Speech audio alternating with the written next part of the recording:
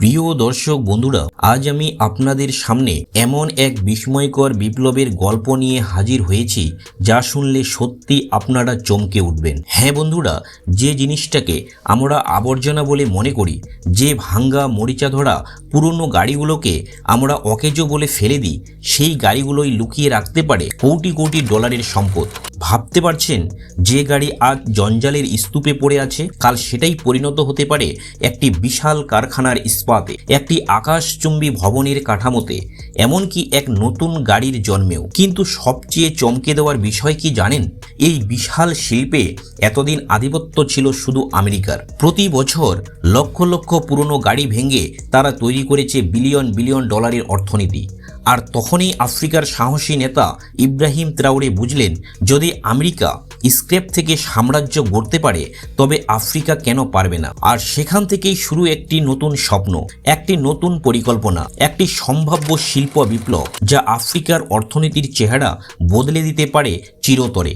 কিন্তু প্রশ্ন হলো, পুরনো গাড়ি থেকে কিভাবে তৈরি হয় কোটি কোটি ডলারের ব্যবসা? কিভাবে এই জঞ্জাল পরিণত হয় সোনার খনিতে? আর সত্যি কি ইব্রাহিম ত্রাওরে আফ্রিকার জন্য নতুন অর্থনৈতিক বিপ্লবের পথ খুলে দিতে পারেন? আজকের এই ভিডিওতে আমরা দেখব সেই অবিশ্বাস্য যাত্রা।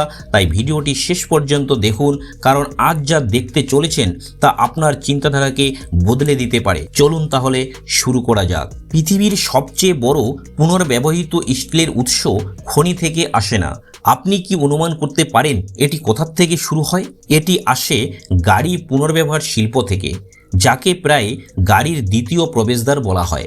এই শিল্প প্রতি বছর বৈশ্বিক বাজারে বিপুল পরিমাণ স্টিল সরবরাহ করে। শুধু আফ্রিকাতেই প্রতি বছর 1,20,00,000-এরও বেশি গাড়ি খুলে ফেলা হয় এবং পুনর্ব্যবহার করা হয়, যার ফলে স্ক্র্যাপ ওয়ার্ডগুলো মানবজাতির তৈরি সবচেয়ে কার্যকর স্টিলের খনিতে পরিণত হয়েছে। প্রতিটি গাড়ি যাকে একসময় তার জীবনের শেষ প্রান্তে পৌঁছেছে বলে মনে করা হতো, নতুন এক যাত্রা শুরু করে। এই ভিডিওতে আমরা দেখব কিভাবে পুরনো গাড়িগুলোর নির্মাণ শিল্প বিভিন্ন কারখানা, এমনকি পরবর্তী প্রজন্মের গাড়ির কাঁচামালে রূপান্তরিত করা হয়। আপনি $48,000 একটি গাড়ি কিনলেন। 10 বছর রাস্তায় চলার পর যখন সেটি রিসাইক্লিং প্রক্রিয়ায় প্রবেশ করবে, তখন এর এতটুকু মূল্য অবশিষ্ট থাকতে পারে? এই প্রশ্নের পিছনে রয়েছে প্রতি বছর $60 বিলিয়ন একটি বিশাল শিল্প, যেখানে লাখ লাখ পুরনো গাড়ি খুলে ফেলা হয়, চূর্ণ করা হয় এবং নতুন কাঁচামাল হিসেবে পুনর্জন্ম লাভ করে। এই প্রক্রিয়া লক্ষ লক্ষ মানুষের কর্মসংস্থান তৈরি করে, ধাতু গলানোর খরচ ব্যাপকভাবে কমায় এবং পরিবেশের উপর চাপ অনেক কমিয়ে দেয়।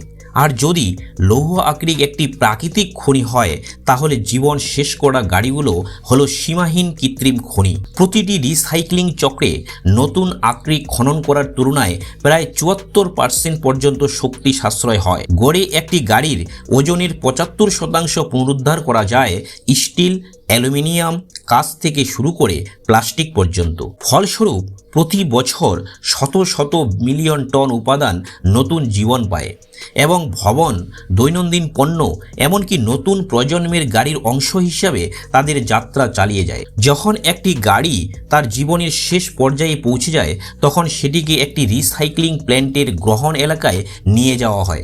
এখানে প্রযুক্তিবিদরা গাড়িটির VIN নম্বর, ইঞ্জিন নম্বর, তৈরির বছর, সামগ্রিক অবস্থা এবং সংশ্লিষ্ট সব কাগজপত্র নথিভুক্ত করেন। তারা গাড়িটির ছবি তুলে একটি ট্র্যাকিং কোড সংযুক্ত করে এবং সমস্ত তথ্য একটি ডিজিটাল ম্যানেজমেন্টের সিস্টেমে আপলোড করে। এই ধাপটি শুধু পুরো প্রক্রিয়াকে পর্যবেক্ষণযোগ্য করে তোলে না, বরং প্রতিটি গাড়ির অবশিষ্ট মূল্য নির্ধারণের ভিত্তিও তৈরি করে। পরিদর্শনের সময় এমন যন্ত্রাংশের উপর বিশেষ গুরুত্ব দেওয়া হয় যেগুলো পুনরায় ব্যবহার করা সম্ভব, যেমন ইঞ্জিন, ট্রান্সমিশন, ইলেকট্রনিক্স এবং অভ্যন্তরীণ অংশ।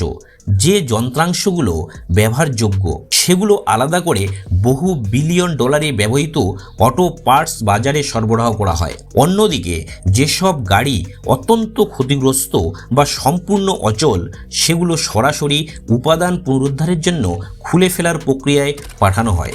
এই ধাপ শেষ হলে গাড়িগুলোকে মাঠে নির্দিষ্ট ভাগে সাজিয়ে রাখা হয়, যেন পরিষ্কার ও সুশৃঙ্খলভাবে প্রসেসিং লাইনে প্রবেশ করতে পারে। খুব কম মানুষই জানেন যে আফ্রিকায় জীবনের শেষ পর্যায়ে পৌঁছানো 95%রও বেশি গাড়ি এই ব্যবস্থার মধ্য দিয়ে যায়, যার ফলে গাড়ি পৃথিবীর সবচেয়ে বেশি পুনর্ব্যবহৃত ভোক্তা পণ্যে পরিণত হয়েছে।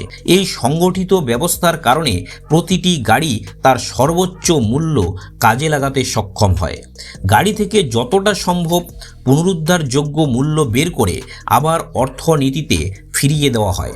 ইনটেক ও পরিদর্শন শেষ হলে গাড়িটিকে প্রসেসিং এরিয়ায় নিয়ে যাওয়া হয়। প্রথম ধাপ হলো ব্যাটারি খুলে ফেলা, কারণ এটি সবচেয়ে বিপজ্জনক বৈদ্যুতিক ঝুঁকি।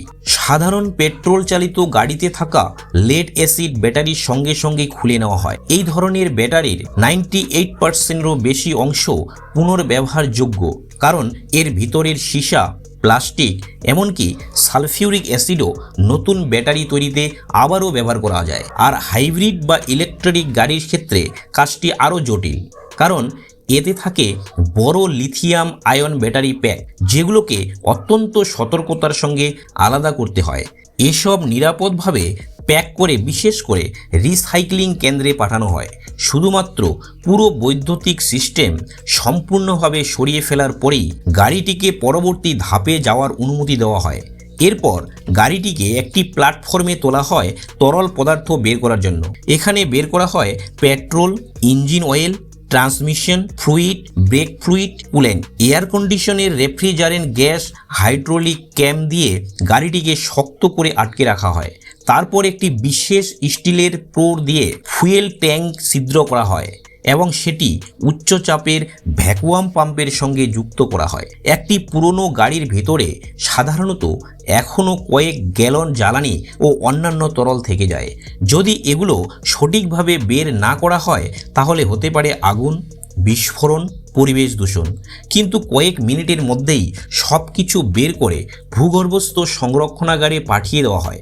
সবচেয়ে গুরুত্বপূর্ণ বিষয় হলো এখানে কিছুই নষ্ট হয় না। ফিল্টার করার পর উদ্ধার করা তরলের বেশিরভাগই ব্যবহার করা হয় ফর্কলিফট চালাতে, জেনারেটর চালাতে, প্ল্যান্টের অন্যান্য যন্ত্রপাতি চালাতে, বাকিটা ভবিষ্যতের ব্যবহারের জন্য সংরক্ষণ করা হয়। এর ফলে শক্তি খরচ অনেক কমে যায়। পুরো প্রক্রিয়ায় ব্যবহার করা হয় pressure sensor, one way valve, ceiling cap, যাতে পুরো সিস্টেম সম্পূর্ণ বন্ধ থাকে, গ্যাস বাইরে বের হতে না পারে এবং নিরাপত্তা বজায় থাকে। সব তরল বের করে নেওয়ার পর শুরু হয় গাড়ির বড় যন্ত্রাংশ খুলে ফেলার কাজ। প্রথমেই সাধারণত চাকা খুলে ফেলা হয়, কারণ এগুলো বড় জায়গা নেয় এবং সহজে আলাদা করা যায়। পুরনো টায়ার হলো সবচেয়ে কঠিন বর্জ্যের একটি।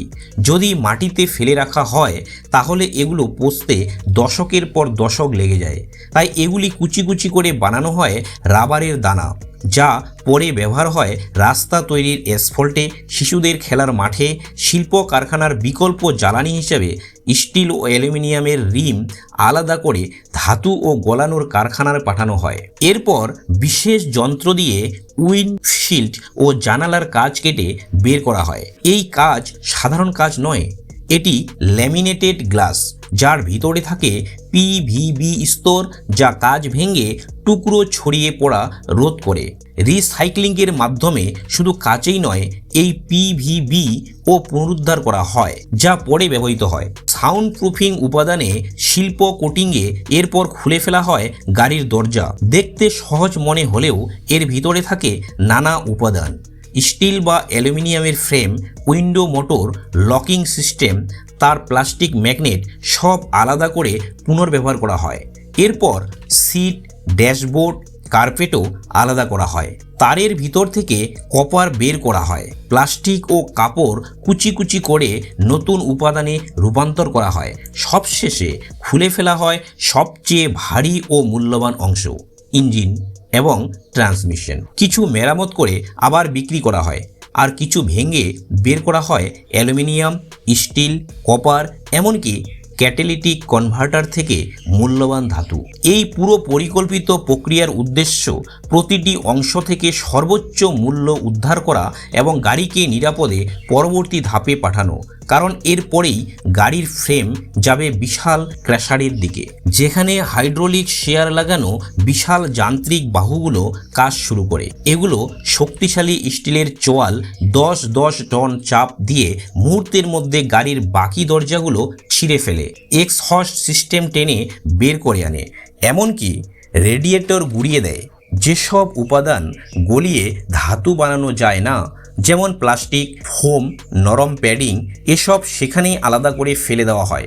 এই বিশাল যান্ত্রিক শক্তির কারণে গাড়ির ফ্রেম খুব দ্রুত অপ্রয়োজনীয় অংশ মুক্ত হয়ে যায়, যা হাতে খুলে করতে অনেক বেশি সময় লাগত। এই পরিষ্কার করার ধাপটি পুরো প্রক্রিয়ার জন্য একটি প্রাথমিক ফিল্টার হিসেবে কাজ করে, কারণ এতে এমন সব জিনিস সরিয়ে ফেলা যায় সেগুলো আগুন লাগাতে পারে, উদ্ধার করা ধাতুকে দূষিত করতে পারে, ক্রাশার মেশিন নষ্ট করতে পারে।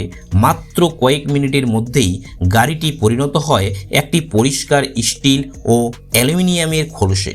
এবার এটি সর্বোচ্চ নিরাপত্তা ও দক্ষতার চূর্ণ করার জন্য প্রস্তুত। এরপর সেই খালি স্টিল ফ্রেম পাঠানো হয় বিশাল হাইড্রোলিক প্রেসে 150 থেকে 200 টন চাপের নিচে। 4 মিটারেরও বেশি একটি লম্বা গাড়ি চেপে ছোট ধাতব ব্লকে পরিণত হয়। এর আয়তন কমে দাঁড়ায় আগের মাত্র 1/10। এই কাজের জন্য বিভিন্ন ধরনের মেশিন ব্যবহার করা হয়। কার বেলার, এটি গাড়িকে চেপে ঘন কিউব আকৃতির স্টিল বানায়। এই ব্লকগুলোর সুবিধা, সহজে একটার উপর আরেকটা রাখা যায়, সংরক্ষণ সহজ, পরিবহন সহজ।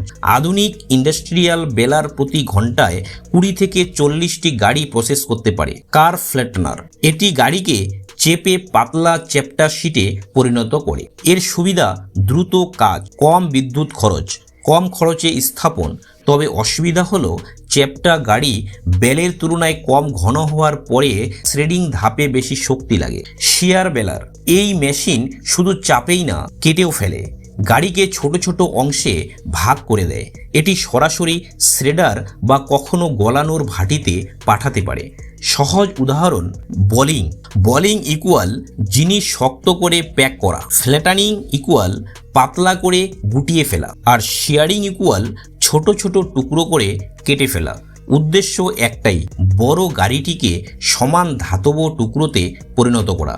এরপর সেই কম্প্যাক্ট স্টিল ব্লক ঢুকে যায় পুরো লাইনের হৃদয়ে। বিশাল শ্রেডার, এটি এমন এক দানবীয় মেশিন যার ভিতরে থাকে বিপরীত দিকে ঘোরা বিশাল দাঁতওয়ালা স্টিল স্যাক। এই দাঁতগুলো কয়েক সেকেন্ডেই ধাতব ব্লক ছিঁড়ে টুকরো টুকরো করে ফেলে। চারপাশে ধাতুর বজ্রধ্বনি ছড়িয়ে পড়ে। যে গাড়ি একসময় পুরো পার্কিং স্পেস দখল করত, সেটি মুহূর্তেই ছোট ছোট স্ক্র্যাপে পরিণত হয়।